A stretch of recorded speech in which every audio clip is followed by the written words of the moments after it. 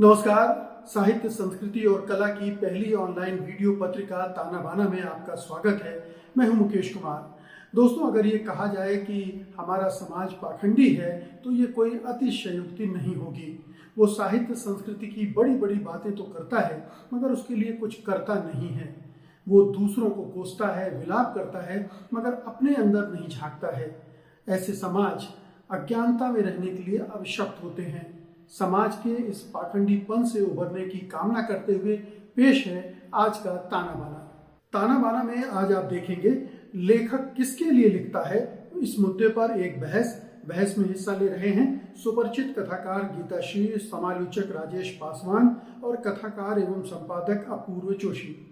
वरिष्ठ कवि अशोक वाजपेयी अपने स्तंभ दूसरी आवाज में बात कर रहे हैं हिंदी में अनुवाद की स्थिति पर। प्रवीण कुमार के उपन्यास अपन दिसवा की समीक्षा प्रोफेसर अपूर्वानंद के साथ करेंगे। डॉक्टर ज्ञान चतुर्वेदी आज अपने स्तंभ ना काहू से बैर में कटाक्ष कर रहे हैं समय के साथ दौड़ते समाज पर। और अंत में देखेंगे जयपुर के कलाकार विनय शर्मा का अनूठा कला संग्रहालय अतीत राग।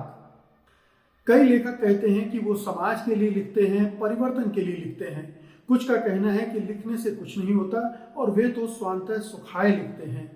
कई का मानना है कि लेखक सत्ता और पुरस्कार के लिए रचते हैं और कुछ का कहना है कि पाठकों की किसी को परवाह नहीं होती। दरअसल लेखक बाजार के लिए लिखता है, यश और धन की कामना के साथ। इनमें से कौन सा कारण सबसे सही है, सटीक है, इसी मुद्दे पर आज हम बहस करने जा रहे हैं। और इसमें हिस्सा लेने के लिए हमारे साथ हैं जानी मानी कथाकार गीताश्री, जाने माने समालोचक राजेश पासवान और कथाकार एवं संपादक अपूर्व जोशी।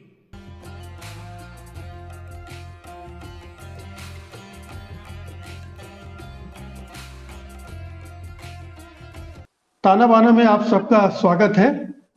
सबसे पहले गीताश्री आपसे ही सवाल करता हूँ। ये बताइए कि आप किसके लिए लिखती हैं? अपने लिए, समाज के लिए, बाजार के लिए, लोकप्रियता के लिए? शुक्रिया मुकेश जी। ये मैं क्यों लिखता हूँ, इस सवाल का मैंने बहुत बार सामना किया है, या मैं क्यों लिखती हूँ। लेकिन मैं किसके लिए लिखती हूँ, इस तरह के सवाल का सामना नहीं किया मैंने। तो आज चूंकि पहली बार आप ये सवाल पूछ रहे हैं तो मैं पूरे दिन इसलिए परेशान रही कि मैं क्यों लिखती हूँ, इतना तो मुझे मालूम है, लेकिन मैं किसके लिए लिखती हूँ इसका जवाब मैंने तलाशा और मुझे नहीं लगता कि कोई ठीक जवाब इसका हो सकता है। लेकिन मैं जो कहूंगी सच कहूंगी कि मैं लोकप्रियता के लिए नहीं लिखती। मेरी महत्वाकांक्षा भी ऐसी नहीं है कि मैं कोई सेलिब्रिटी बन जाऊं। मैं अपने सीनियर्स को बहुत पढ़ा है एक दो जगह कि वो किसके लिए लिखते हैं। मैं उनके लिए लिखती हूँ, मैं दुनिया के लिए लिखती हूँ, मैं दुनिया के साथ एक दोस्ताना संबंध बनाना चाहती हूँ, इसलिए मैं उनके लिए लिखती हूँ। मैं स्त्रियों के लिए लिखती हूँ, उनके लिए लिखती हूँ जो हाशिए पर धकेल दिए गए हैं, जिनका दुख मेरे सीने में कलपता है। मैं उनके लिए लिखती हूँ। मैं उनके लिए लिखती हूँ समुदाय के लिए। अदम गोंडवी का शेर है कि उस अंजुमन तक ले चलो, शेरो सुखन को उस अंजुमन तक ले चलो। तो मेरे जहन में है कि मैं अपने मेरा जो लेखन है वो मेरे अपनी महत्वाकांक्षा की पूर्ति के लिए नहीं है, प्रसिद्धि के लिए नहीं है। प्रसिद्धि उसे चाहिए जो प्रसिद्ध न हो या जो बिल्कुल गुमनाम हो। हमारे पास सब कुछ है, उसके बावजूद हम लिखते हैं। तो इसका मतलब कि मैं किसी न किसी को संबोधित हूं। तो मैं अपने शब्दों के अनुष्ठान के जरिए, जैसे रजा की पेंटिंग ईश्वर के नाम एक प्रार्थना है, उसी तरह मैं अनुष्ठान करती हूँ शब्दों के जरिए। और इस पूरी कायनात को, इस पूरी दुनिया को, सिर्फ एक स्त्री को नहीं, इस पूरे संसार को संबोधित होती हूँ। और मेरा कंसर्न एकदम स्पष्ट है कि मेरे भीतर जो प्रतिरोध है, जो गुस्सा है, जो विद्रोह है, जो जैसा संसार मुझे चाहिए, जिस तरह के संसार की मैं कल्पना करती हूँ, मैं उस कल्पित संसार को सोच के, उसकी फैंटेसी में, उसकी कामना में मैं इसके लिए लिखती हूँ। इसके अलावा मेरी कोई महत्वाकांक्षा नहीं है लेखन को लेकर। मुकेश जी। डॉक्टर पासवान, आप किस लिए लिखते हैं और आपके नजर में लेखक लेखिकाएं किस लिए लिखते हैं, किनके लिए लिखते हैं?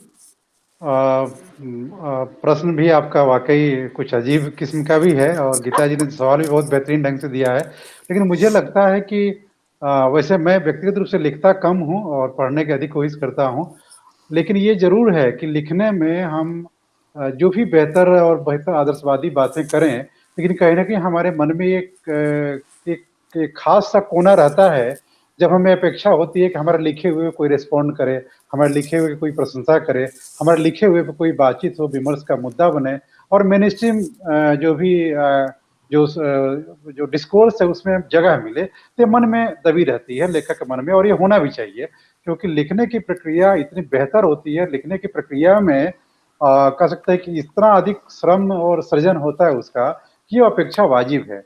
लेकिन जिनके लिए हम लिखते हैं, ये एक दूसरा सवाल है कि हम जिनके लिए लिखते हैं और जिनके प्रति इतने आश्वान्वित होते हैं कि हम उनके लिए लिख रहे हैं, उनके द्वारा क्या रिस्पॉन्स मिल रहा है, इसको देखकर थोड़ी बहुत निराशा होती है।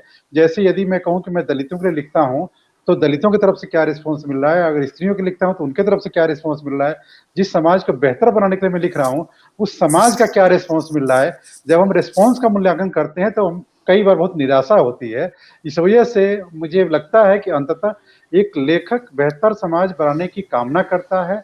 बेहतर समाज बनाना उसके वश में नहीं होता क्योंकि समाज को बनाने के लिए और भी सारे घटक काम करते हैं, तो और सारे घटक अधिक महत्वपूर्ण हो जाते हैं।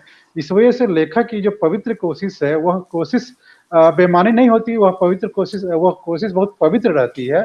तो लेखक अपने स्तर से बहुत ही ईमानदारी के साथ अपनी भूमिका का निर्वहन करता है। समाज क्या रिस्पॉन्स करता है अलग बहस का मुद्दा है। शुक्रिया जी। अपूर्व जी, मैं आपसे तो ये सवाल कर ही रहा हूँ कि आप किसके लिए लिखते हैं और किसके लिए लिखवाते हैं, दोनों चीजें हैं क्योंकि आप संपादक भी हैं, इसलिए ये सवाल आपसे बनता है। लेकिन इसके अलावा मैं ये भी जानना चाहता हूँ कि बहुत सारे लोग कहते हैं ये बहुजन सुखाए, समाज के लिए लिखना, ये एक तरह का लेखक पाखंड करता है, लेकिन दरअसल वो स्वांतः सुखाए के लिए लिखता है। एक बड़ा तबका है जो बोलता है हम तो अपने लिए, अपने सुख के लिए लिखते हैं। आपकी टिप्पणी। मैं मुकेश जी एक्सीडेंटल लेखक हूँ। अगर मैं साहित्य की बात करूँ तो पत्रकार भी लेखक होता है। तो जो पासवान जी कह रहे हैं या गीताश्री जी ने कहा शोषितों के लिए, समाज में जितने प्रकार के अंतर्विरोध हैं उनके लिए, या बड़े फलक की बात करूँ तो जिस मुकाम पर हमारा लोकतंत्र 74 बरस की यात्रा में पहुंचा है, उन पर तो पिछले 20 सालों में बहुत कुछ लिख दिया। और क्या पढ़ा क्या नहीं पढ़ा ये मुझसे ज्यादा आप जानते हैं, मेरे लिखे का या आपके लिखे का। जहां तक साहित्य की बात है, मैं अपनी मौज के लिए लिखता हूँ और उसको लिखता हूँ जो मैंने अब तक जिया है। मेरे जो सारे पात्र हैं वो सारे मेरे जीवन में कोई ना कोई घटनाएं घटी या जो मैंने देखा उस पर आधारित मेरा लिखना है। और जो मैंने आपसे कहा, मैं तो एक्सीडेंटल साहित्य की दुनिया में आ गया और संपादक बन गया एक साहित्य की पत्रिका का। उसका कारण एक कहानी थी जिसने मुझे बहुत गुदगुदाया और हंसाया कठिन समय में।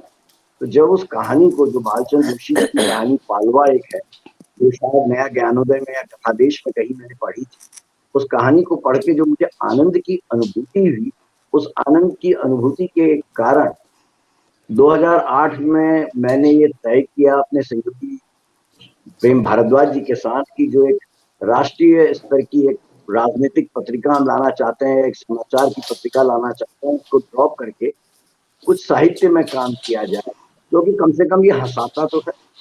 बिल्कुल ईमानदार बात कह रहे हैं, शोषितों, वंचितों या इनको लिखने के लिए मैं साहित्यकार नहीं बना। और आज भी जो एक साहित्यकार की दृष्टि से, जैसा मेरा पहला कहानी संग्रह आया, यदि आप उसे पढ़ेंगे यस, वो सब कुछ उसमें जीवन के तमाम रंग हैं, मगर वो सब कुछ वो है जो मैंने जिया या जो मैंने सीखा। अब आपने कहा मैं जो आता हूँ, तो आप ये और पत्रकार पूछ रहे हैं या और साहित्यिक पत्रिका के संपादक, ये इस पर निर्भर है।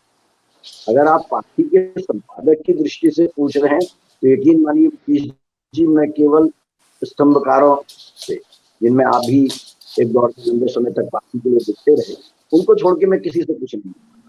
मेरे पर लेखकों की ये बहुत नाराजगी भी हो, जो भी स्टैब्लिश्ड लेखक है, बड़े लेखक हैं, वो अपेक्षा करते हैं कभी कहिए कि उनसे संपादक अनुरोध करेगा, भाई कुछ लिख दो, कोई कहानी लिख दो, कुछ लिखो। तो मैं इस छोड़ने नहीं, जो मेरे पास जी। आता है और जो मुझे लगता है कि उसको स्थान दिया जाना चाहिए, उसको मैं, जब तक मैं संपादक जी। वो मैंने किया। और वो प्रेम जी पर पूरा दायित्व आ गया था और वर्तमान में ये जी। काम पंकज ने कर दिया है। तो जी। मैं किसी से या कविता बिल्कुल। या गीत या गजल संवाद। जी। लेकिन गीता जी, जब हम लेखकों से बात करें, हम आपस में बातचीत करते हैं, तो अक्सर बात होती है उसको वो पुरस्कार मिल गया, इसको ये नहीं मिलना चाहिए था, इसकी इतनी प्रतियां बिक गई, अरे उसने तो ऐसा लिखा इसलिए बिक गई। तो ये तमाम सवाल लेखकों की दुनिया में तैरते रहते हैं, और ये चीजें बताते हैं कि दरअसल लेखक कोई पूरी तरह से प्रतिबद्ध सामाजिक लेखन नहीं कर रहा है, उसकी अपनी महत्वाकांक्षाएं हैं। पुरस्कारों की एक होड़ में भी वो शामिल होता है, वो भी चाहता है उसकी रचनाएं लाखों लोग पढ़ें, ये आकांक्षाएं भी होती हैं, और उसके लिए वो समझौता भी करते हैं। उसमें अपने लेखन में कई तरह के ऐसी चीजें भी डालते हैं जिससे वो ज्यादा पढ़ा जाए या ज्यादा बिके। मुकेश जी, आप साहित्य के भीतर की जो सरांध है, आप उसकी तरफ इशारा कर रहे हैं। कई तरह के लेखक हैं, सारे लेखक को आप सब धान 22 पसेरी नहीं हो सकती।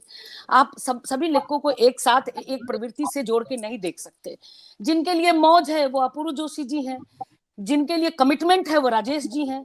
मेरे लिए अनुष्ठान है, इसके अतिरिक्त कोई महत्वाकांक्षा नहीं है। और मैं न इसमें झूठ बोलने का मेरे पास कोई रीजन नहीं है, क्योंकि मैं लेखन बुद्धि विलास और बुद्धि विलास और बुद्धि विलाप के लिए नहीं करती हूँ। जहां तक महत्वाकांक्षा और पुरस्कारों का सवाल है, देखिए, मैं लेखक डार्क रूम में बैठ के अपनी यातना से मुक्ति के लिए लिखता है। मेरी नजर में जो मेरा अनुभव है, मैं अपने अनुभव से बता रही हूँ, क्योंकि मैंने रूम टेम्परेचर में कोई किताब कोई कहानी नहीं लिखी। जो लिखते होंगे उन्हें मौज आता होगा, मुझे मुक्ति का एहसास होता है, लेकिन मौज कभी नहीं आया। इसलिए कि मुझे मालूम है कि मैं किसको संबोधित हूँ, मैं क्या चाहती हूँ, ये मेरा स्पष्ट है। अगर पुरस्कार मेरे उस संघर्ष को, मेरे उस अनुष्ठान को, अगर वो पुरस्कार मिलता है तो अच्छा लगता है, लेकिन उसके लिए जोर तोड़ करने को मैं बहुत बुरा मानती हूँ, खराब मानती हूँ। महत्वाकांक्षा जुड़ती है, लोग चाहते हैं कि उन्हें पुरस्कार मिले, अच्छा काम है तो उसकी सराहना चाहते हैं, सराहना हम भी चाहते हैं। मैं जिसके लिए लिखती हूँ, मैं कस्बाई स्त्रियों, ग्रामीण स्त्रियों के लिए अगर लिखती हूँ, तो मेरी ख्वाहिश है कि मैं उन तक अपनी रचना लेकर पहुंचूं, मेरी रचना वहां तक पहुंचे। मेरे लिए सबसे बड़ी उपलब्धि, सबसे बड़ा हासिल और सबसे बड़ा इनाम ये है कि मैं जिनके लिए लिखती हूँ उनके बीच पढ़ी जाऊं, ये ख्वाहिश है। और उस अच्छा काम आप करते हैं तो पुरस्कार अपने आप मिलता है। लेकिन मैं इससे सहमत नहीं हूं कि मेरा लेखन स्वांतः सुखाय है, और इससे भी मैं इस घमंड में नहीं हूं कि मेरा लेखन बहुजन हिताय है। लेकिन मेरा लेखन उनको संबोधित है और उन यातना से मुक्ति का एक मार्ग है, जो मैं शुरू से आपको, क्योंकि मेरे भीतर इतनी आवाजें दबी हैं कि अगर मैं उनको बाहर नहीं लाऊंगी तो मैं बेचैन, मैं मर जाऊंगी। मैं नहीं लिखूंगी तो मैं यतीम हो जाऊंगी।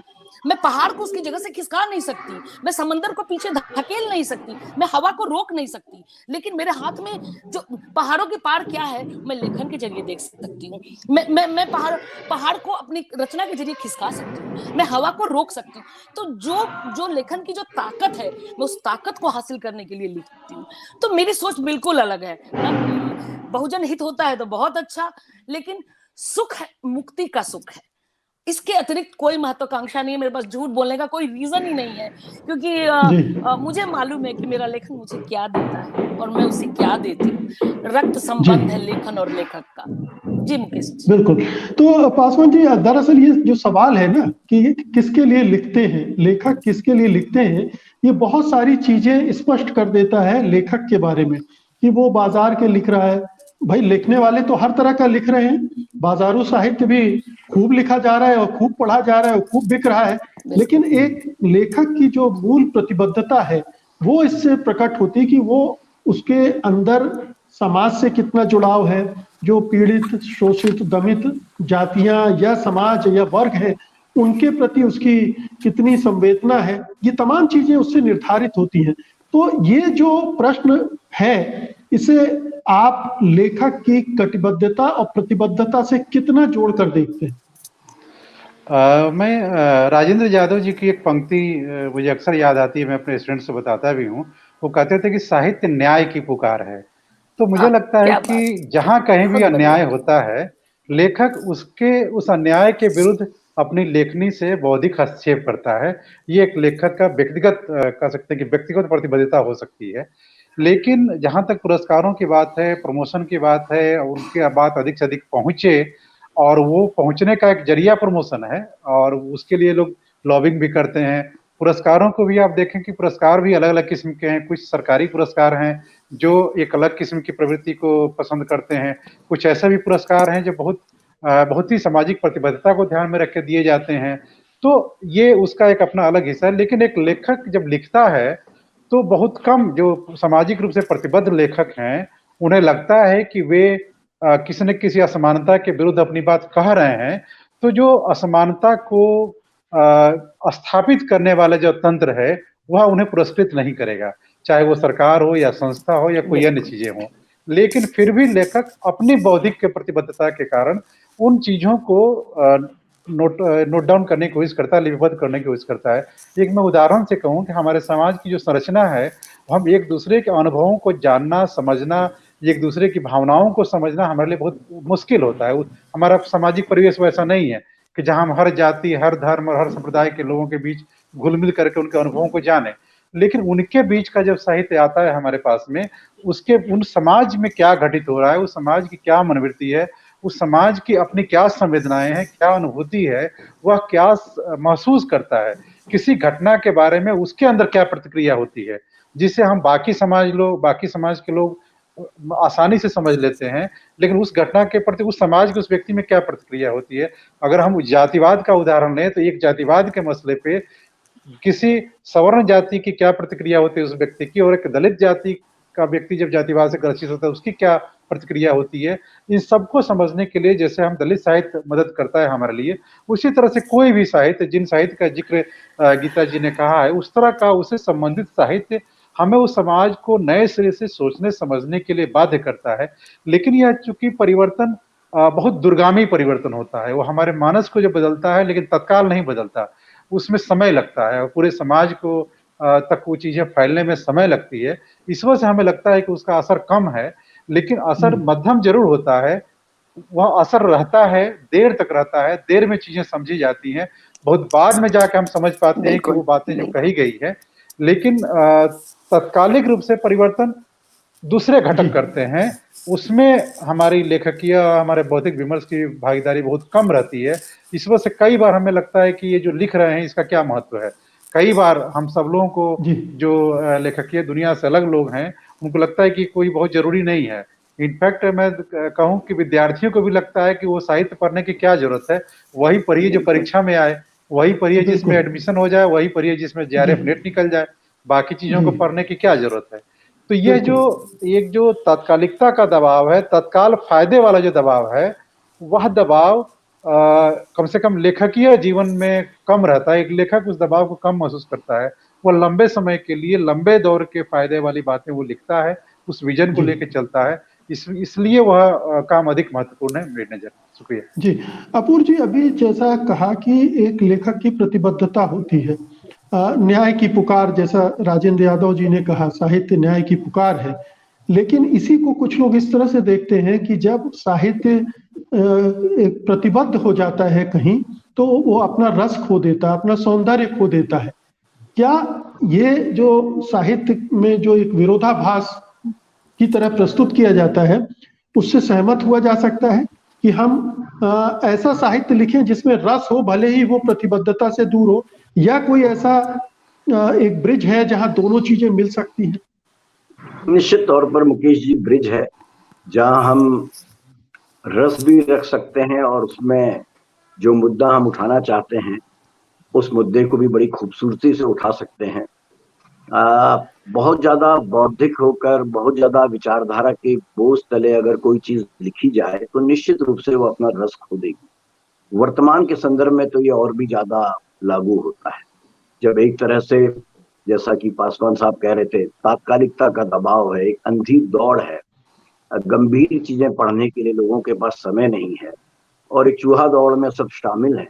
ऐसे में कुछ ऐसा लिखा जाना चाहिए जो विशेषकर युवा पीढ़ी को आकर्षित भी कर सके और हम उसके माध्यम से जो बात कहना चाह रहे हैं उसको सामने रख सके। रही बात आपने पहला प्रश्न जो गीता जी से पूछा था, मैं उसका भी जवाब देना चाहूंगा। जो मैंने देखा कुछ इतना करीब से इन 14 वर्षों में हिंदी साहित्य की दुनिया को देख लिया, जब से पाखी का संपादन संभाला, कि तमाम जो नायक थे जिनको पढ़ के हम बड़े हुए थे, वो खलनायक में बदल गए। मेरी ईमानदारी से जब नजदीक से हमने उन बड़े चेहरों को देखा, और मैं इसको अपनी खुशकिस्मती मानूंगा, यदि आप किस्मत में भरोसा करते हैं तो, यह एक जीवन का एक रंग हमने ऐसा देखा जो हमारे लिए जो बहुत आदरणीय थे, उनके साथ बहुत नजदीकी हुई तो पाया, तो बहुत ईमानदारी से कह रहा हूँ, इसमें विवाद भी हो सकता है, उनसे जब मुलाकात हुई तो मैंने अपने लिए पाया कि अरे इनसे तो भला मैं। किस दृष्टि से? जो आपने पुरस्कारों की बात की, ऐसी चूहा दौड़ मैंने देखी है अपने हिंदी साहित्य में। पुरस्कारों के लिए जो एक शब्द, अगर थोड़ा हल्का शब्द इस्तेमाल करूं, सेटिंग गेटिंग करते देखे। पाखी के जब पुरस्कारों की हमने शुरुआत की तो, या जब हम विशेषांक निकालने लगे, तो ऐसे ऐसे ऑफर सामने आए जो चमत्कृत करने वाले थे, और ये स्थापित चेहरे हिंदी साहित्य के थे। ये कहना कि हिंदी साहित्य में या हमारे जो लेखक हैं वो किसी भी प्रकार के ईर्ष्या भाव, द्वेष भाव से मुक्त हैं, मैंने ऐसा नहीं पाया। और बहुत ईमानदारी से कहूँ, आर्जवता की बहुत बड़ी कमी मैंने पाई तमाम बड़े नामों को लेकर, जो मेरा अपना अनुभव रहा। और ये केवल हिंदी साहित्य में नहीं है, तो मनुष्य की प्रवृत्ति है। मगर होता ये है कि जब हम दूर होते हैं, जो चीज हमें दूर होती है, जो हम पढ़ रहे होते हैं, जिसकी कृति पढ़ रहे होते हैं, उसके बारे में भी बनाते हैं कि वो लिख रहा है ऐसा, वो इतना ही प्रतिबद्ध होगा अपने विचारों के लिए। और जब नजदीक जाकर देखा तो वो प्रतिबद्धता का मुकेश जी सर्वदा अभाव नहीं पाया। जी, तो गीता जी, जो अपूर्व जी ने कहा, बहुत ही संक्षेप में मैं आप लोगों से छोटे छोटे जवाब चाहूंगा कि एक तरह का जो विरोधाभास है कृतित्व में और व्यक्तित्व में, रचनाओं में और रचनाकार में, ये बहुत सारे जगहों पर देखने को मिलता है। लेकिन मूल सवाल जो हमारा है, किसके लिए लिखते हैं, उससे क्या ये जोड़कर जब देखते हैं तो आपको क्या तस्वीर दिखती? बहुत कठिन सवाल आपने मुझसे पूछ दिया, सिलेबस से बाहर का सवाल है ये। क्योंकि मैं साहित्य में उस तरह से अंदर बहुत घुसी नहीं हूँ, जितना तमाशा अपूर्व जी देखते हैं मैंने तो उतना देखा नहीं। लेकिन बाहर से जो चीजें देखी हैं, वो आपका सवाल बहुत सही है, और उस सवाल से आप जवाब ले लीजिएगा। व्यक्तित्व और कृतित्व का अंतर तो एक पाठक के तौर पे मैंने बहुत देखा है, आज भी लेखक के तौर पर देखती हूँ और अफसोस से भर जाती हूँ। इसलिए मैं अपने दिल की बात बताती हूँ कि जिस भी लेखक की मैं बहुत प्रशंसक हूँ, उसे मैं पर्सनल टच नहीं चाहती, उसे मैं मिलना नहीं चाहती, उसे दूर से देखना चाहती हूँ। क्योंकि मिलने के बाद जब भ्रम टूटता है और भड़बड़ा के सब कुछ ढह जाता है, तो बहुत मिथ टूट जाता है, तो बहुत तकलीफ होती है। और मैंने ऐसे डबल चेहरे बहुत देखे हैं कि लिखना कुछ, जीवन कुछ। तो मुकेश जी, उस तकलीफ से बहुत गुजरी हूँ। ठीक कह रहे हैं आप कि दोनों में बहुत अंतर होता है। शायद इसीलिए मैं अपने आप को उन सब चीजों से बचाने की कोशिश कर रही हूँ और सफल होना चाहती हूँ। लेकिन अभी तो बहुत लंबा रास्ता है, पता नहीं कब मेरी कथनी और करनी में अंतर आ जाए, मुझे नहीं मालूम है। लेकिन आपके सवाल में ही आपका जवाब है। मुझे समझ में नहीं आता कि जो लेखक पार्थिव चीजों को, दुनियावी चीजों को इतनी तकलीफ के साथ महसूस करता है, जो अपने अस्तित्व के बोझ से दबा रहता है, उसका कैदी होता है। लेखक अपने अस्तित्व के पिंजरे में बंद एक पंछी है, वो कैसे डबल स्टैंडर्ड हो सकता है? मुझे इस पे आश्चर्य होता है। लेकिन आप ठीक कह रहे हैं, मैं इसको स्वीकारती हूँ कि ऐसा है, और मेरा बहुत बार मोह टूटा है इससे, और शायद मैं बहुत तकलीफ में हूँ साहित्य के इस डबल स्टैंडर्ड से। जी पासवान जी, इसके लिए क्या लेखक को जिम्मेदार माना जाए? हालांकि ये दूसरा सवाल है, विषय से थोड़ा, जो गीता जी ने कहा सिलेबस से बाहर मैं जा रहा हूँ, लेकिन क्या समाज में ही इतने विरोधाभास हैं तो वहां से निकला हुआ व्यक्ति या लेखक रचनाकार उनसे कैसे मुक्त हो सकता है? ये समाज ही ऐसा है, उसी में से निकला हुआ व्यक्ति है। तो कोई संत महात्मा, उस तरह का संत महात्मा भी आकंठ डूबे हुए हैं, तो लेखक से ये अपेक्षा क्यों? ये आप सही कह रहे हैं, और इसके लिए लेखक भी चूंकि एक मनुष्य है, तो उसमें वो सारी कमियां हैं जो मनुष्य में होती हैं। ऐसी धारणा है कि शब्द हमें आश्वस्त करते हैं, लेकिन कर्म हमें विश्वस्त बनाता है। तो वह विश्वसनीयता का जो अभाव है, कहीं ना कहीं जो जीवन और लेखन और उनके व्यक्तिगत जीवन के बीच की जो फाक है, जिसका जिक्र गीता जी ने किया, ये है। और ये इसीलिए है क्योंकि वह भी एक मनुष्य है, और उस समाज में जो भी अपनी कमियां, जो भी गुण दुर्गुण है, वो सबका साबका उससे पड़ता है। और वह उसी किस्म का मोह, उसी किस्म की प्रसिद्धि और उसी किस्म की जो रोज रोज की जो जरूरतें हैं, रोज रोज के समझौते हैं, रोज रोज के बाकी अन्य सारी चीजें हैं, वो चीजें लोगों को मजबूर करती हैं। उस पर अपने को टिकाए रखना, अपने को बचाए रख पाना सबके बस में नहीं होता। लेकिन फिर भी ये सही कह सकते हैं कि जो लोग उसे बचा ले जाते हैं, चाहे वो बहुत बड़े लेखक नहीं हो, अगर ये कम से कम एक अच्छे इंसान के रूप में तो उनकी इमेज बनती ही है। ये और वो अच्छा इंसान होना एक आइडियल का रूप होता है, जिस दौर में कहीं कोई आइडियल नजर नहीं आता, न लेखन में, न शिक्षण में, न राजनीति में, न उद्यमिता में, न कहीं और। तो हम फिर लेखक से एक अपेक्षा की जाती है, क्योंकि कम से कम उसके शब्द उसकी तरफ खींचते हैं कि अगर शब्द इसके बेहतर हैं तो हो सकता है कि आदमी बढ़िया होगा। तो ये इस उम्मीद के साथ लोग जाते हैं, लेकिन अगर उस उम्मीद टूटती है तो फिर ये दुख होता है, जैसा गीता जी ने कहा। जी अपूर्व जी, बहुत छोटा सा प्रश्न है, छोटा सा उत्तर चाहता हूं आपसे कि देखिए, व्यक्ति भी बहुत सारी ग्लानियों, अपराध बोधों से भरा होता है, और वो चाहता है कि कम से कम लेखन में तो वो दूसरे तरह का व्यक्ति दिखे, उसमें ज्यादा उदार दिखे, ज्यादा लगे कि बहुत प्रतिबद्ध है, कटिबद्ध है। मैं ये नहीं कह रहा हूं कि सारे ऐसे होते हैं, लेकिन ये प्रवृत्ति भी काम कर रही होती है।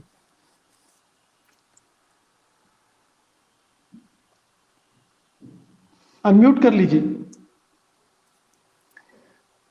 आवाज नहीं आ रही। अनम्यूट कर लीजिए जी। जी हाँ मुकेश जी, बिल्कुल जो आपने बात कही, ये प्रश्न है या आपने ये उत्तर दिया, दोनों ही चीजें हो सकती है। ये बिल्कुल यथार्थ है। दोगलापन मनुष्य में कूट कूट के भरा होता है अधिकांशतः में। जितने भी नायक, जैसा पासवान जी कह रहे थे या गीता जी ने भी कहा, जिनको हम नायक मानते हैं, उनके अगर हम नजदीक जाने का हमें मौका मिले तो बड़ा भ्रम टूटता है, मूर्तियां टूट जाती हैं। निश्चित तौर पर लेखक, चाहे वो हिंदी का हो, अंग्रेजी का हो या किसी भाषा का हो, वो जो लिखता है वो उसमें अपनी जो उसकी आत्मग्लानियां होती हैं, जो उसकी कमियां होती हैं, उनको ढक के उसका जो कैरेक्टर, जो उसका नायक होता है, उसमें वो अपने आप को तलाश रहा होता है, वही वो हमें परोस देता है। और ये लेखन के ही मैं नहीं, ये देखिए, तो अगर आप बड़े फलक में देखें तो हमेशा यही सत्य होता आया है। क्रांतियां हमने इतनी देखी हैं या इतना पढ़ा है। अल्बेर कामू ने कहा था कि हर क्रांति शोषण का एक नया मुखौटा लेकर आती है। उसी प्रकार से हमने हालिया दिनों में अपने मुल्क में आंदोलन देखे, अन्ना का आंदोलन देखा, उसका अंत क्या हुआ। तो ये सब उन आंदोलनकारियों के चरित्र का दोगलापन तो ही था, जो हमने नजदीक से देखा। और अभी हालिया समय में और देख रहे हैं, जो गंदगी सामने निकल कर आ रही है। ये गीता जी चाहें तो इस पर भी, या मैं भी चाहूं तो कहानी भी लिख सकते हैं इनमें, कि अचानक आपको स्मरण हो रहा है किसी को, किसा कोई देश का विखंडन करके वहां का प्रधानमंत्री बनने की कल्पना कर रहा था। तो देखिए, दोगलापन इतना चरम था। और इत्तेफाक से वो भी हमारे जो व्यक्ति ये कह रहे हैं वो हिंदी साहित्य से आते हैं और बड़े कवि भी हैं, वो अचानक ये बात जब कह रहे हैं तो वो भी नायक हैं, बहुत बड़े नायक हैं, बहुत बड़े उनकी फैन फॉलोइंग है। तो ये भी तो ये एक डबल स्टैंडर्ड है कि जब 2017 में राज्यसभा बंटने का वक्त था और उससे पहले पंजाब का इलेक्शन हुआ था, तो तब आपने ये बात क्यों नहीं कही, अगर आपको इतनी पीड़ा हुई थी अपने नेता या नहीं, ये तो हम मानते हैं कि जो राजनीति में है या राजनीति कर रहे थे, वो उनके में तो ये दोगलापन रहेगा, ये माना हुआ है। लेकिन मैं हाँ, और मैं इस चर्चा को लेकिन यहाँ जाकर खत्म करूंगा कि आप केवल लेखकों से वैचारिक और चारित्रिक ईमानदारी की अपेक्षा क्यों करते हैं? जो पाठक हैं, जो दर्शक हैं, क्या वो भी उतने प्रतिबद्ध और कटिबद्ध हैं समाज के विभिन्न तबकों के लिए? लेखक से नहीं करे तो आप मत लिखिए, आप दुकान खोलकर बैठ जाइए, लेकिन लेखन की एक नैतिकता होती है, मिनिमम नैतिकता होती है जिसका पालन करना चाहिए। मैं यहाँ असहमत हूँ आपसे कि लेखक से निश्चित उम्मीद क्यों नहीं करनी चाहिए। नहीं नहीं, मैंने ये नहीं कहा कि लेखक से उम्मीद नहीं करना चाहिए, मैंने ये कहा कि अगर आप लेखक से लेखकों क्यों? से उम्मीद करते हैं तो जरा अपने अंदर भी झांकिए कि आप केवल लेखकों से ही क्यों उम्मीद करते हैं, कि आप नेताओं से ही क्यों हाँ। उम्मीद करते हैं। हमारे दैनिक जीवन में हम कितने धत्कर्मों से जुड़े हुए हैं, जरा इसका भी हिसाब किताब होना चाहिए। बहुत बहुत शुक्रिया आज की मुकेश जी, आप दिलचस्प बातचीत के लिए आप तीनों मेहमानों का धन्यवाद।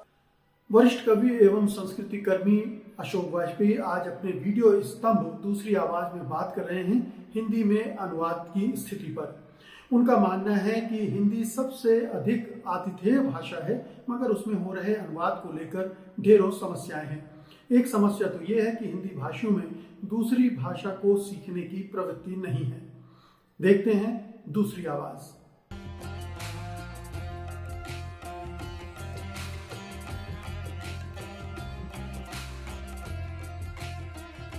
नमस्कार। दूसरी आवाज में मेरी बीमारी के कारण कुछ व्यवधान पड़ा, इसके लिए क्षमा। आज हम बात करेंगे हिंदी भाषा की आतिथेयता के बारे में, विशेषकर अनुवाद के संदर्भ। आमतौर पर यह कहा जा सकता है कि हिंदी में हर वर्ष इतने अधिक अनुवाद दूसरी भारतीय भाषाओं से होते हैं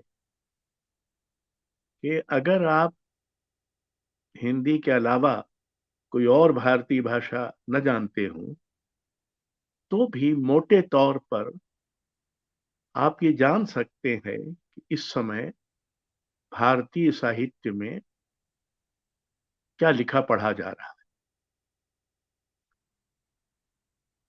इस अर्थ में हिंदी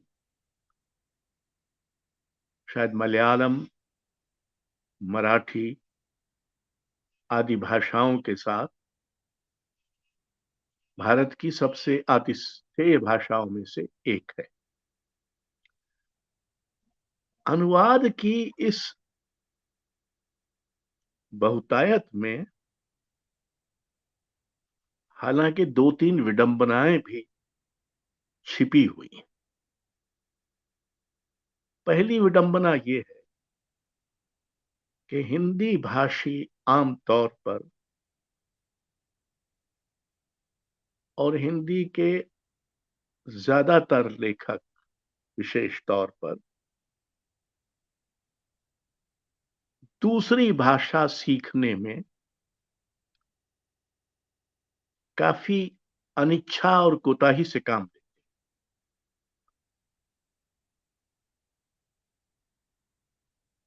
इसलिए जो अनुवाद अधिकांशतः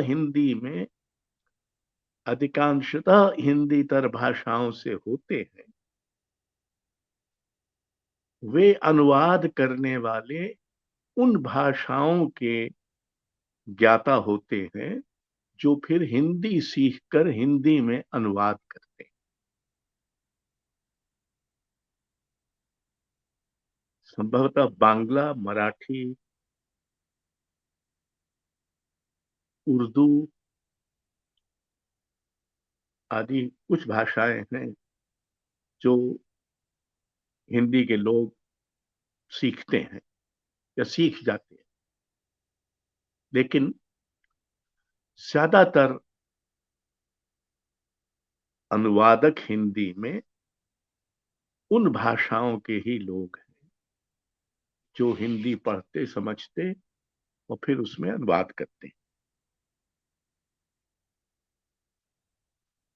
एक दूसरी बात जो है वो ये है कि विशेषतः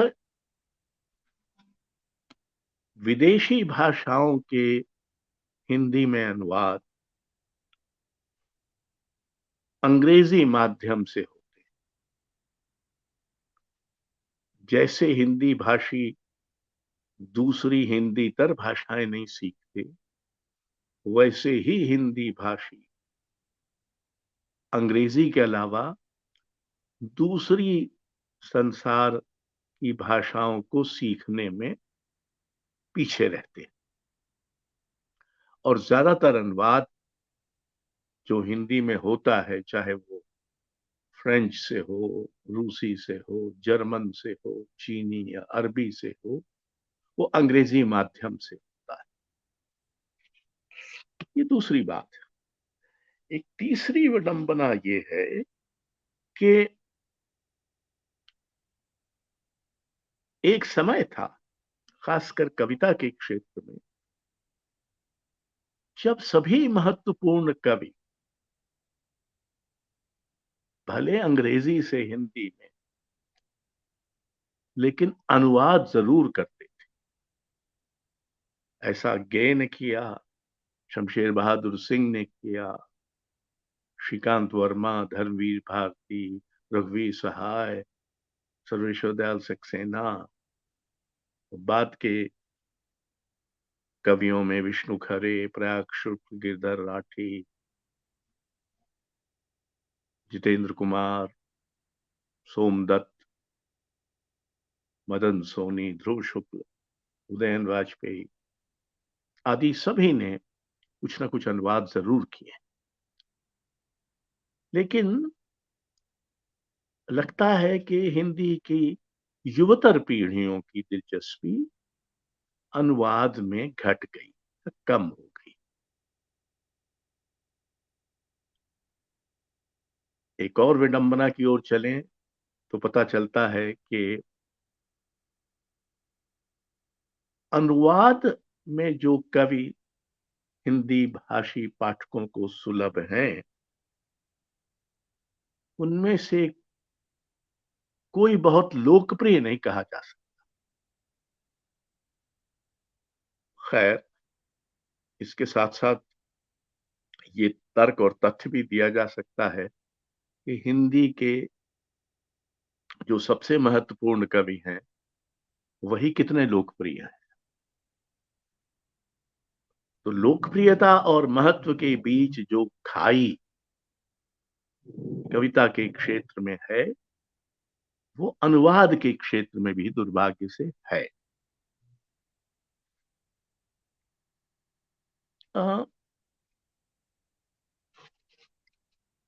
एक तीसरा पक्ष ये भी है, तीसरा जो भी उसका नंबर आता हो, कि कई भाषाओं में अब अनुवाद हिंदी के माध्यम से, कम से कम रंगमंच के क्षेत्र में ये काफी लंबे समय से हो रहा है। यानी किसी भारतीय भाषा का नाटक हिंदी में अनुदित होता है, हिंदी में अनुदित होने के बाद हिंदी में खेला जाता है और कीर्ति प्राप्त करता है, और फिर उसका हिंदी से किसी दूसरी भारतीय भाषा में अनुवाद होता है। तो ये भूमिका भी एक तरह से हिंदी ने निभाई है।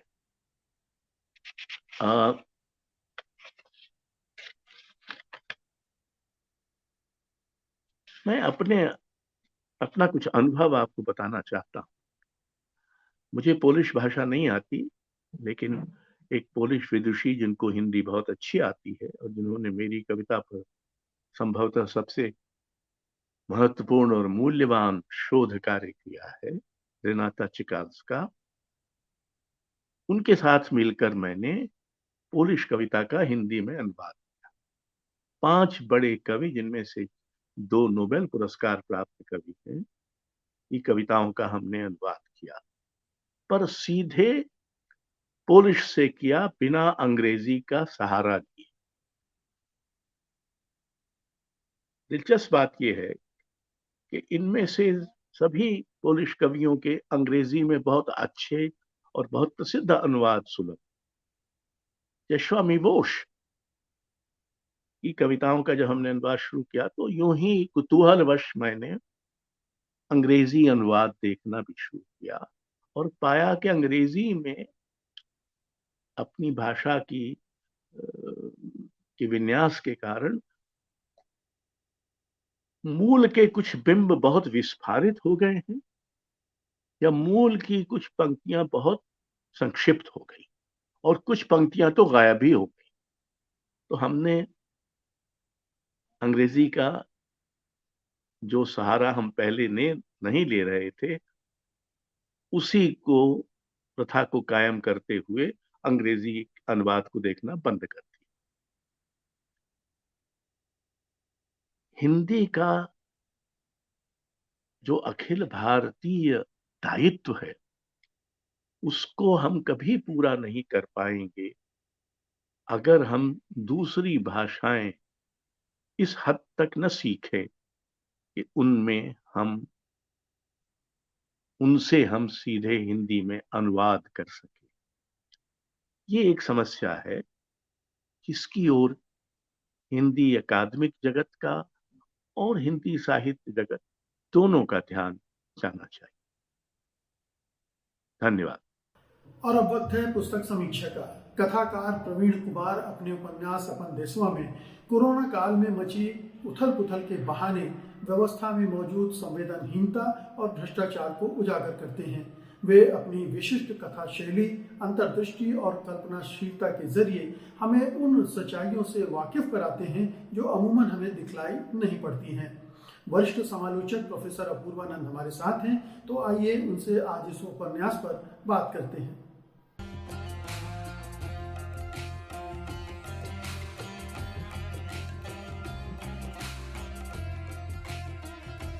सबसे पहले आपका स्वागत है अपूर्वानंद जी इस कार्यक्रम में। नमस्कार। ये अमर देशवा मोटे तौर पर कोरोना काल पर लिखा गया उपन्यास है, लेकिन ये जो तात्कालिकता का प्रभाव रहता है, अगर इस तरह के किसी मुद्दे पर कोई रचना लिखी जाए तो वो एक समय में बंध जाती है। लेकिन इस उपन्यास को पढ़कर मुझे ये इसमें खूबियां दिखी कि इसने तात्कालिकता को लांघा भी है, यानी पीछे भी जाता है और आगे भी जाता है, और वर्तमान को भी सतही तौर पर एक रिपोर्टिंग वाले अंदाज में नहीं खंगालता है। आपने कैसे पढ़ा इसको?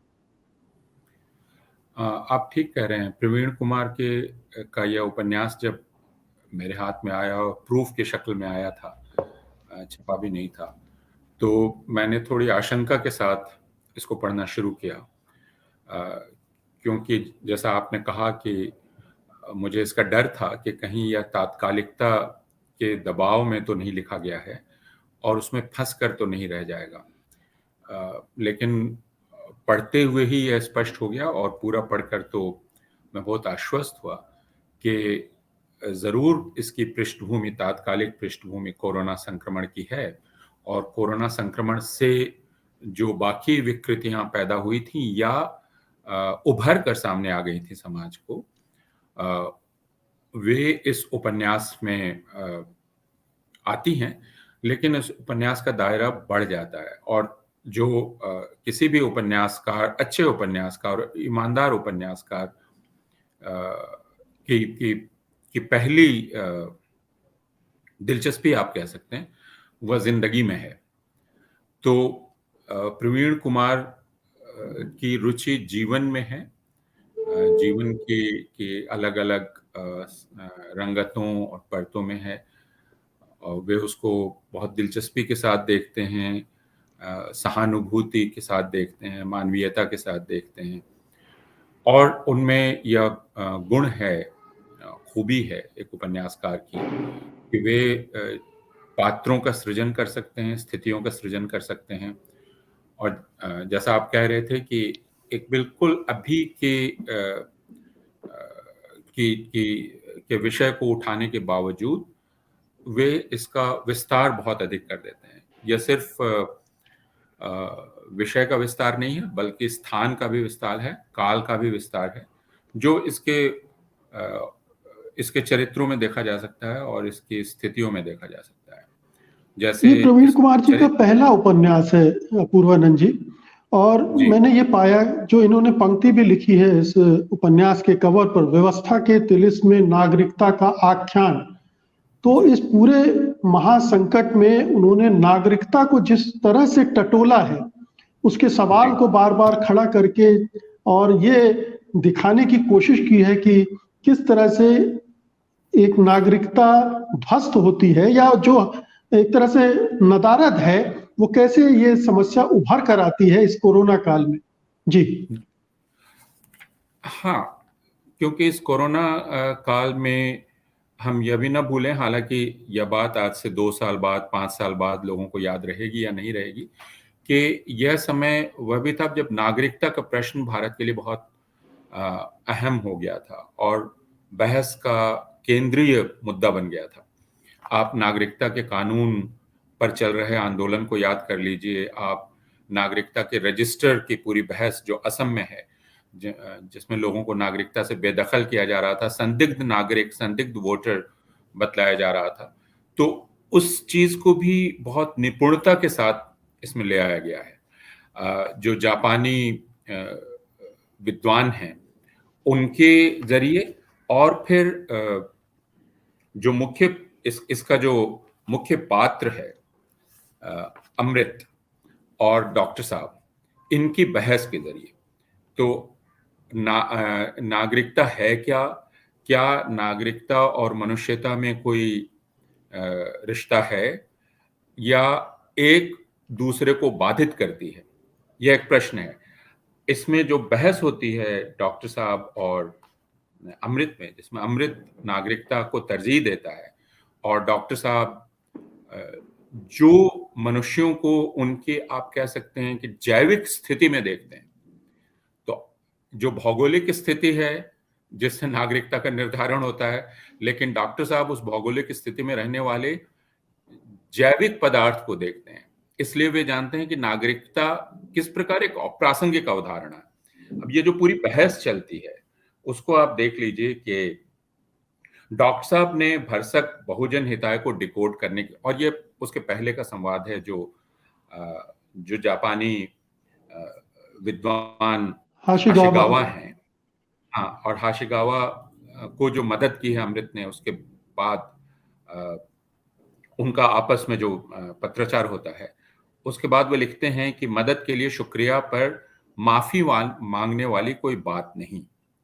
बहुजन हिताय का भी कोई राष्ट्र होता है। अब ये बहुत ही साधारण सरल सा, लेकिन इतना सरल प्रश्न करने के लिए काफी कला चाहिए, इतनी सरलता से यह प्रश्न करने के लिए कि बहुजन हिताय का भी कोई राष्ट्र होता है। ताकियो ऐसे झटके अमृत को पहले भी 2 बार दे चुके हो, पर जैसे किसी राहगीर का बटुआ गिर गया हो और वो बारंबार उसी रास्ते पर आकर अपना गुम हुआ बटुआ तलाश रहा हो, वैसे ही अमृत बार बार मोबाइल में हाशिगावा का संदेश पढ़ रहा था। फिर उसने डॉक्टर साहब को यह बतलाया। डॉक्टर साहब ने कहा, जापानी प्रोफेसर का कहना है, मदद कोई सरकारी नहीं बल्कि मानवीय गुण है।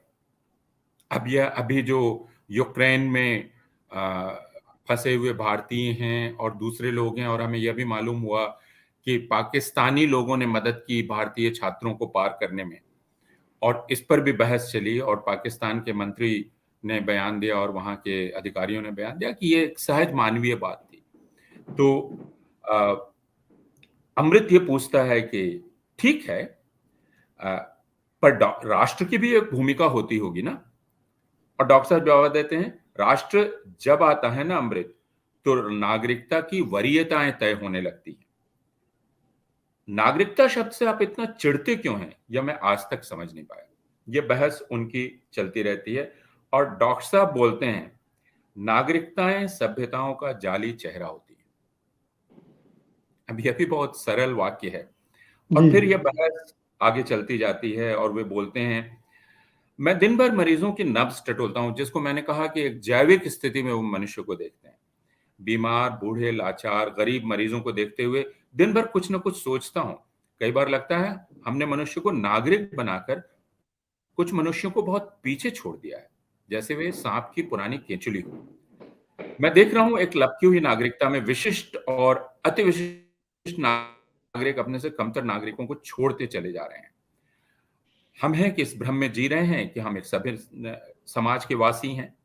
आधी से अधिक शताब्दी का समय इसी सभ्यता के दंभ में निकाल दिया। अब ये बहस आगे चलती है और वे कहते हैं, मेरा मानना है कि नागरिकता मनुष्यता का एक छोटा हिस्सा भर है। नागरिकता माने कमतर मनुष्यता, एक लालची अवस्थिति। अब यह भी रेखांकित करने योग्य वाक्यांश है और पूरा वाक्य है। नियंता के पद पर मनुष्यता को न रख भूल है। यह बहस आगे चलती है, लेकिन मुझे यह बहुत महत्वपूर्ण लगता है कि प्रवीण कुमार इसको गूंथते हैं अपनी कहानी में। और कोरोना के समय मनुष्य अपनी उसकी जो जैविक निष्कवचता थी वो बहुत प्रकट हो गई। वो कितना असहाय है। उस समय नागरिकता जैसी चीज ही कितनी अप्रासंगिक लगने लगी।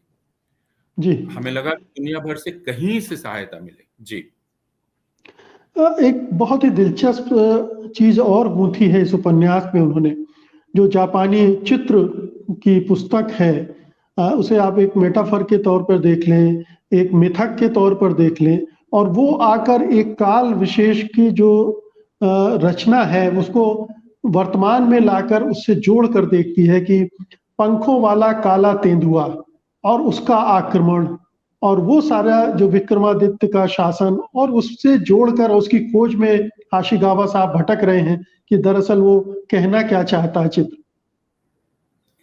हाँ, वह हिस्सा लेकिन मुझे मुकेश कुमार जी कुछ अस्पष्ट सा लगा, और मुझे लगा कि उसको पूरी तरह से उपन्यास एक आइडिया है वो जिसको वो लेकर चलते हैं, और उस आइडिया को जैसा आपने भी समझा है, लेकिन वह उपन्यास में स्पष्ट नहीं हो पाया। और मुझे वो इस उपन्यास का जरा कमजोर हिस्सा लगता है। या तो उसको और स्पष्ट करना चाहिए कि वो खुले, लेकिन वो खुलता नहीं है मेरी दृष्टि में। हो सकता है कि आपके सामने स्पष्ट हो गया हो। और मुझे इस उपन्यास का वह एक कमजोर हिस्सा है, लेकिन उसका आइडिया बहुत दिलचस्प है। इस तरह के आइडियाज दूसरे उपन्यासों में भी इस्तेमाल किए गए हैं, लेकिन आइडिया दिलचस्प है, वह खुलता नहीं है, यह अलग बात है। जी, भाषा के स्तर पर भी ये उपन्यास कुछ नई चीजें देता हुआ लगता है। हाँ, भाषा को लेकर भी मुझे आशंका थी, क्योंकि हिंदी कहानी या कथा साहित्य में आमतौर पर भाषा एक चलताऊ या काम चलाऊ सी भाषा पिछले दिनों मुझे दिखलाई पड़ी थी।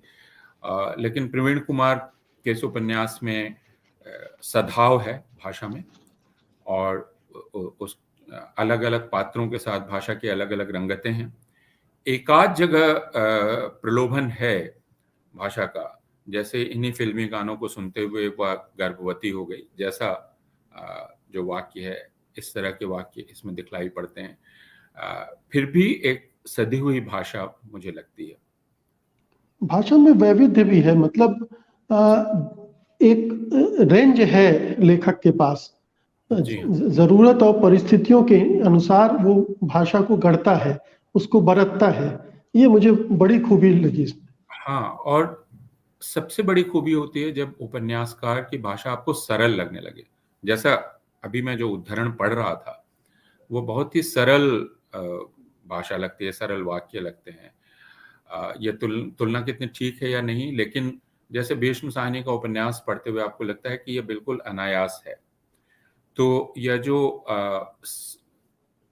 सायासता के चिन्ह नहीं है उपन्यास पर, यह इसकी खासियत है इस उपन्यास की भाषा की। मैं एक छोटा सा अंश पढ़ना चाहता हूं, अगर आप इजाजत दे तो। जी जरूर। ये बिल्कुल आखिरी का परिदृश्य है। हरी टहनियों पर सोई हुई देह को उसने एक बार गहराई से निहारा, चेहरा देखा और फिर गुनगुनाते हुए प्लास्टिक को खोलने लगा। पवन न पानी न धरती अकस्वा जहवा से आयो। उस आदमी की प्लास्टिक की अनगढ़ थैली में ढेर सारी किताबें थीं। वो एक एक करके उन किताबों को निकालने लगा और उन्हें उस सोई हुई देह पर सजाने लगा। उस आदमी ने झट सफेद अध धोती पहन रखी थी। उसके पूरे शरीर पर बस वह धोती ही थी। आग के जुगनू उसकी देह पर राख बनकर गिर रहे हैं। धोती की गांठ थोड़ी ढीली होकर खिसक रही थी, पर आदमी उससे लापरवाह किताबें सजाकर वहीं खड़ा हो गया। फिर वो अपनी कमर टटोलने लगा, शायद धोती की किसी गांठ में माचिस टटोल रहा है। माचिस मिली तो वह प्लास्टिक की उस थैली में आग लगाने की कोशिश करने लगा। जहवा से आयो, पर लाख चाहने पर भी प्लास्टिक आग नहीं पकड़ रही थी। एक आखिरी तीली बच गई। उसने फिर भी गुनगुनाना नहीं छोड़ा। चेहरे पर कोई तनाव ही नहीं था, बल्कि एक अजीब किस्म की विरक्ति थी। वह गाए जा रहा था, जहवा से आयो अमर वह देशवा, आदि न अंत न काल कलिसवा। जी हाँ, कितना सुंदर अंश है। और इस तरह के अंश और भी हैं। उपन्यास की खूबी यह भी है कि उपन्यास में कई कथाएं चलती हैं एक साथ। और जैसा आपने कहा कि तात्कालिकता का परिदृश्य तात्कालिक है, हमारा आपका जो 5 वर्ष बाद पढ़ेगा उसके लिए तात्कालिक नहीं रह जाएगा, लेकिन उपन्यास पठनीय बना रहेगा। और वह इसलिए कि यह मानवीय अवस्थितियों की बात करता है।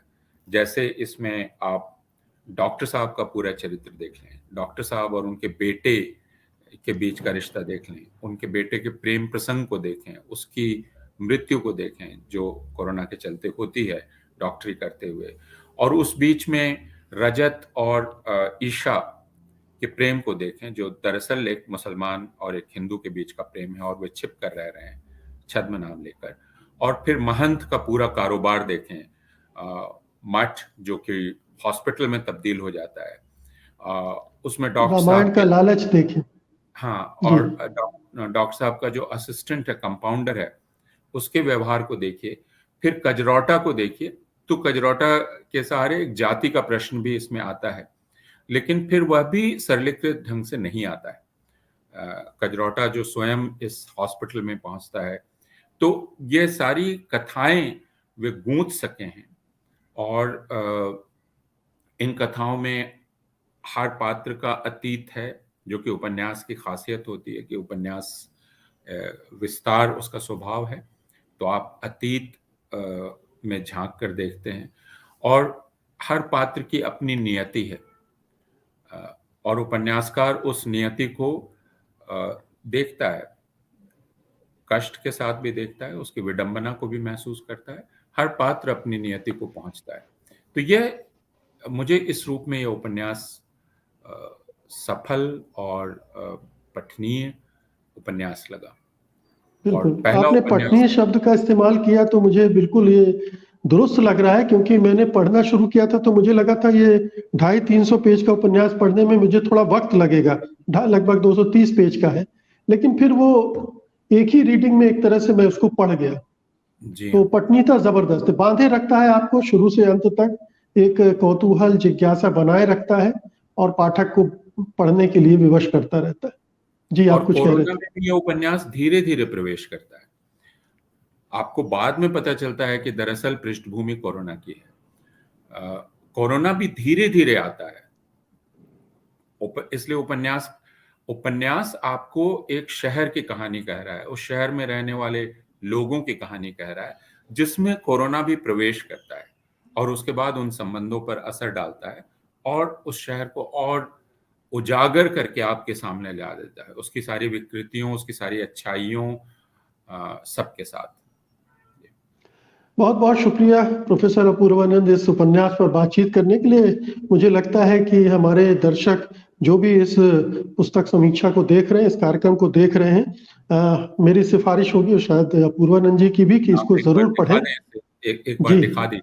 हाँ, इसको हम बाद में पूरे तरह से दिखाएंगे भी वैसे भी, लेकिन बहुत ही दिलचस्प उपन्यास है और एक जरूरी उपन्यास भी है।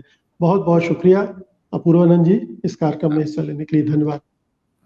आज का समाज समय के खिलाफ दौड़ रहा है, उसे कुछ हासिल करना है, इसलिए लगातार दौड़े जा रहा है। जाहिर है उसके पास अब समय नहीं है, यहाँ तक कि प्यार करने के लिए भी समय नहीं है। जाने माने व्यंग्यकार ज्ञान चतुर्वेदी आज अपने वीडियो स्तंभ ना काहू से बैर में इसी विडंबना पर कटाक्ष कर रहे हैं।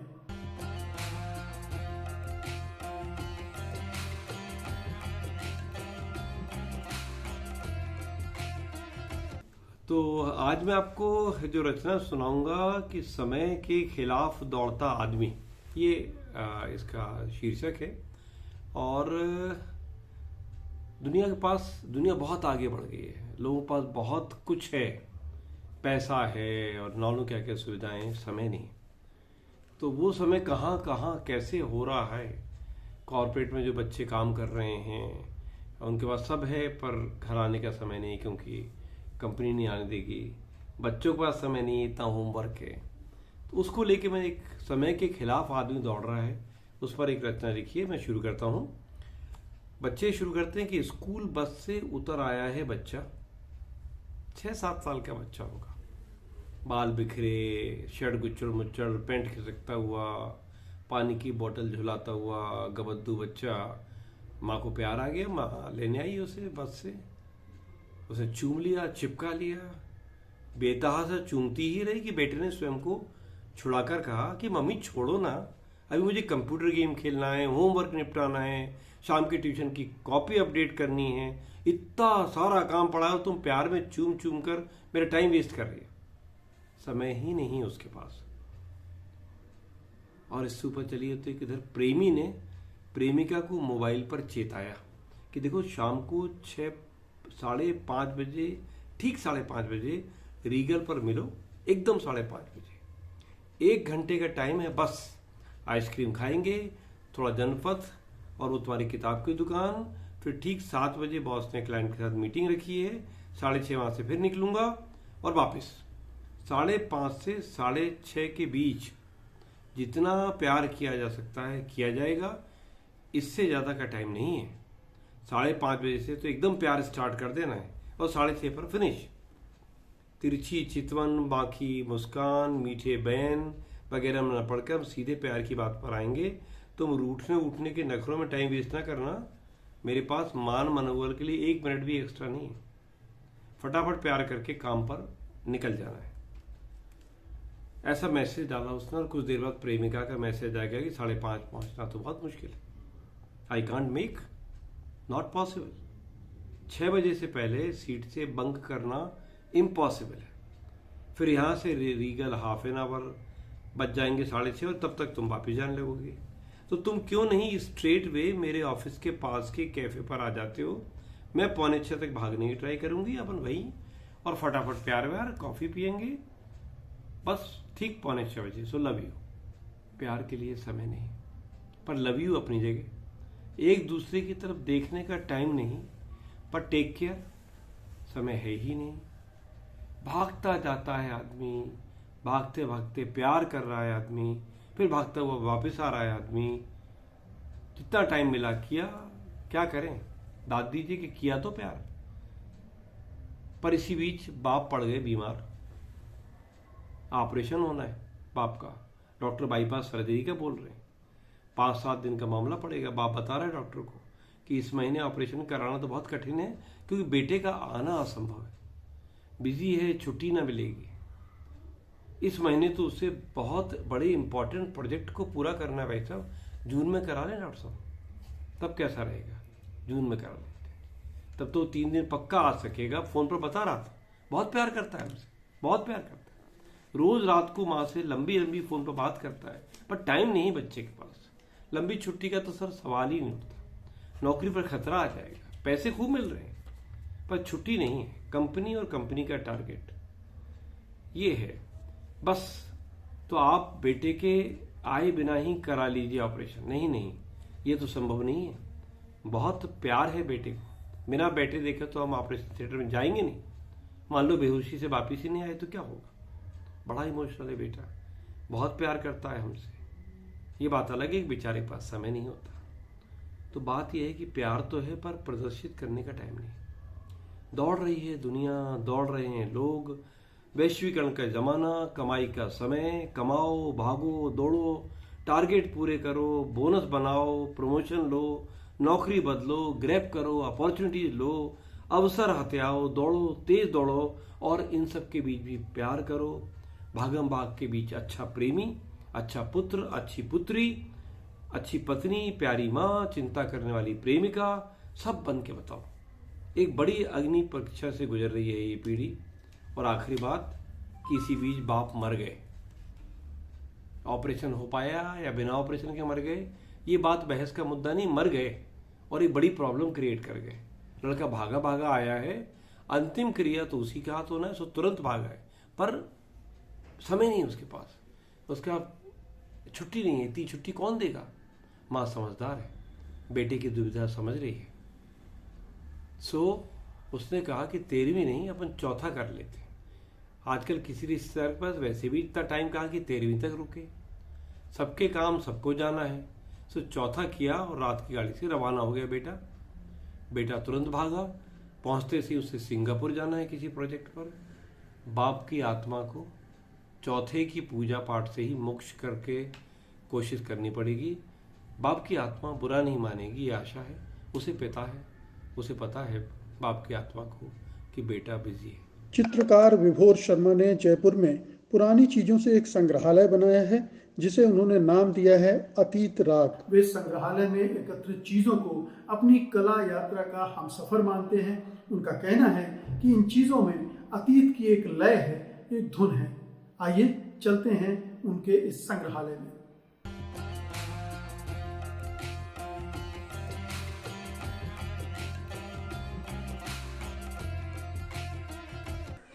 मैं मेरे इन छोटे छोटे संस्थापनों के माध्यम से, अतीत राग के माध्यम से मैं संदेश देना चाहता हूँ लोगों को और ख़ासकर बच्चों को कि हमारा अतीत कितना सुनहरा था, कितना सुंदर था, कितना लयात्मक था। कला के सभी तत्व हर वस्तु में समावेशित थे, चाहे वो बर्तन हो, चाहे वो कोई भी चीज हो, उसमें कहीं न कहीं कोई न कोई लय हुआ करती थी जो हमें आनंदित करती थी। एक रेडियो संपूर्ण घर में एक मूर्ति शिल्प का काम करता था, एक बोलता मूर्ति शिल्प। एक दिन उसकी अनुपस्थिति हमें अखरती थी। यह थी उस समय की लय। मैं उसी लय से प्रेरित होकर अपना कुछ नया रचने का प्रयास करता हूँ। मेरा स्टूडियो अतीत राग कोई म्यूजियम नहीं, बस उस अतीत का एक संकलन कहें और मेरे विचारों की प्रेरणा, मेरे कलात्मक सफ़र को प्रेरित करने वाली ये वस्तुएं जिन्हें मैं संजोए रखा हूँ भविष्य के लिए, उन बच्चों के लिए जो शायद इस सुख को नहीं देख पाए, इस लय को नहीं देख पाए। बस यही मेरा स्टूडियो है अतीत राग। मैं आज आपको सफ़र कराता हूँ मेरे स्टूडियो अतीत राग का। अतीत राग कोई संग्रहालय नहीं, ये तमाम चीज़ें मुझे प्रेरित करती है मेरे कलात्मक सफ़र के लिए। इनसे मैं प्रेरणा लेता हूँ और फिर कुछ निर्मित करता हूँ। ये मुझे विचार देती है नया कुछ करने के लिए। पुरानी चीज़ों को लेकर मैं संस्थापन तैयार करता हूँ, चाहे वो घड़ी हो या रेडियो हो। ये सब मेरे कलात्मक सफ़र के हम सफ़र हैं। मुझे इनसे लय मिलती है। उस लय से, उस अतीत की लय को मैं अपनी लय के साथ जोड़कर नया कुछ बनाने का विचार करता हूँ, नया कुछ रचता हूँ, नया क्रिएट करता हूँ। चाहे रेडियो हो या पुरानी कोई भी चीज़ें, बाइस्कोप ही क्यों नहीं हो, मेरे रचनात्मक हम सफ़र का साथी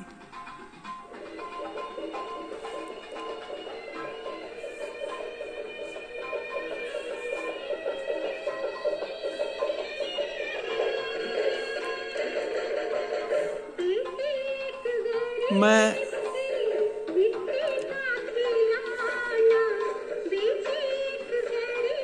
ये सब मेरे इंस्टॉलेशन जो कहीं न कहीं अतीत से प्रेरित होकर मैंने तैयार किए हैं।